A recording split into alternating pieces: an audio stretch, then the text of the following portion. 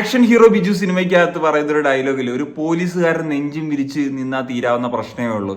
അതാണ് എനിക്ക് ഇന്നത്തെ Odisha FC versus Mumbai city FC മത്സരം കണ്ടപ്പോൾ തോന്നിയത്. ഒരു ഗോൾ കീപ്പർ നെഞ്ചും വിരിച്ച് നിന്നാൽ ചിലപ്പോൾ ചില ടീമുകൾക്ക് ഗോൾ അടിക്കാൻ പറ്റില്ല, ജയിക്കാൻ പറ്റില്ല എന്നുള്ളത്. യെസ്, ഒഡീഷ FCയുടെ Amarinder Singh, what a player, what a performance. തീർച്ചയായിട്ടും ഇന്നത്തെ ഏറ്റവും മികച്ച പ്രകടനം നടത്തിയിട്ടുള്ള ഒരു താരമായിട്ട് തന്നെ മാറുന്നു. 8ഓളം സേവുകളാണ് അദ്ദേഹം, അതും എത്ര ഒരു ഗോളിലേക്ക് ഒരു വളരെ വലിയ സാധ്യതകളുള്ള അവസരങ്ങളാണ് അദ്ദേഹത്തിൻ്റെ സേവ് കൊണ്ട് അദ്ദേഹത്തിൻ്റെ ടീമായിട്ടുള്ള ഒഡീഷ FC രക്ഷപ്പെടുന്നത് എന്നുള്ളതാണ്.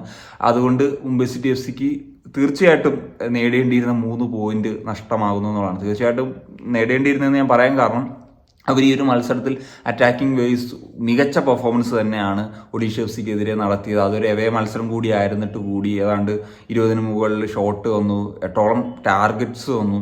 അതെല്ലാം അദ്ദേഹത്തിന് കൃത്യമായിട്ട് തടുക്കാൻ സാധിച്ചു. അതിൽ പറഞ്ഞ പോലെ ഒരു ഏറ്റവും വലിയ ക്രെഡിറ്റ് തന്നെയാണ് അമരീന്ദർ എന്ന് പറയുന്ന താരത്തിന് കൊടുക്കേണ്ടത്. ഇതേപോലത്തെ ഗോൾ കീപ്പേഴ്സൊക്കെ ഉണ്ടെങ്കിൽ ചിലപ്പം ടീമിന് റിസൾട്ട് തന്നെ മാറ്റിമറിക്കാനായിട്ട് സാധിക്കും.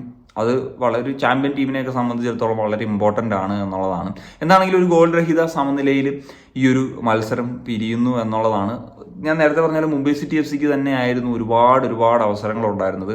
ഇത് അമരീന്ദറിന്റെ സേവ് അല്ലാണ്ട് തന്നെ നോക്കിക്കഴിഞ്ഞാൽ പോലും പോസ്റ്റിൽ ഇടിച്ചു പോയിട്ടുള്ള അവസരങ്ങൾ, ക്രോസ് ബാറിൽ ഇടിച്ചു പോയിട്ടുള്ള അവസരങ്ങൾ ഒക്കെ എടുത്ത് പറയേണ്ടതാണ്. എനിക്കൊന്ന് ചാങ്ഡയുടെ ഒന്നിലധികം അവസരങ്ങൾ ഉണ്ടായിരുന്നു, മാൻസറോടെ അവസരം ഉണ്ടായിരുന്നു. എന്താണെങ്കിലും ഒഡീഷ FCക്കും അങ്ങനത്തെ ഒരു ചാൻസ് ലാസ്റ്റ് മിനിറ്റിൽ വന്നതാണ്.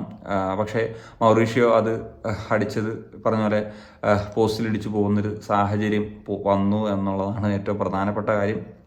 എന്താണെങ്കിലും ഒഡീഷ FC ഈ ഒരു മാച്ചിൽ അത്ര അറ്റാക്കിംഗ് വേസ് അത്ര മികച്ച ഒരു പ്രകടനമായിരുന്നില്ല. പിന്നെ റോയ് കൃഷ്ണ എന്ന് പറയുന്ന താരം, അദ്ദേഹം നമുക്കറിയാം ഇഞ്ചുറി പറ്റിയിട്ട് ഒരു സീസൺ ഔട്ടാകുന്നവരൊരു ലെവലിലേക്ക് പോവുകയാണ്. സോ അദ്ദേഹത്തിന് ഇപ്പം 37 വയസ്സൊക്കെ ആയിക്കഴിഞ്ഞു. എനിക്കറിയില്ല ഇനി അദ്ദേഹം ഒരു ACL പോലെ ഒരു വലിയ ഇഞ്ചുറിയൊക്കെ പറ്റി ഇനി ISLലേക്കുള്ള ഒരു തിരിച്ചുവരവ് അടുത്ത സീസണൊക്കെ ആകുന്നതാണെങ്കിലും അതൊക്കെ എത്രത്തോളം സാധ്യമാകും. ISL കണ്ട ഗ്രേറ്റസ്റ്റ് പ്ലേയേഴ്സിൽ ഒരാൾ തന്നെയാണ് അദ്ദേഹം എന്നുള്ളതാണ്.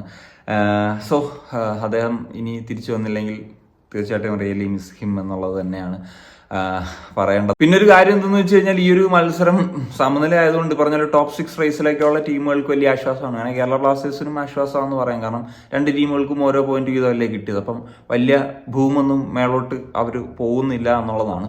പക്ഷേ അടുത്ത മത്സരങ്ങളൊക്കെ വരുമ്പം നമ്മൾ കൂടി വിജയിക്കണം, എങ്കിൽ മാത്രമേ ഇതിൻ്റെയൊക്കെ എന്തെങ്കിലും പ്രയോജനങ്ങൾ ഉണ്ടാകുകയുള്ളൂ എന്നുള്ളതാണ്. സോ അതാണ് തീർച്ചയായിട്ടും ഒരു ഗോൾ കീപ്പർ പെർഫോമൻസ് എടുത്തു പറയണം.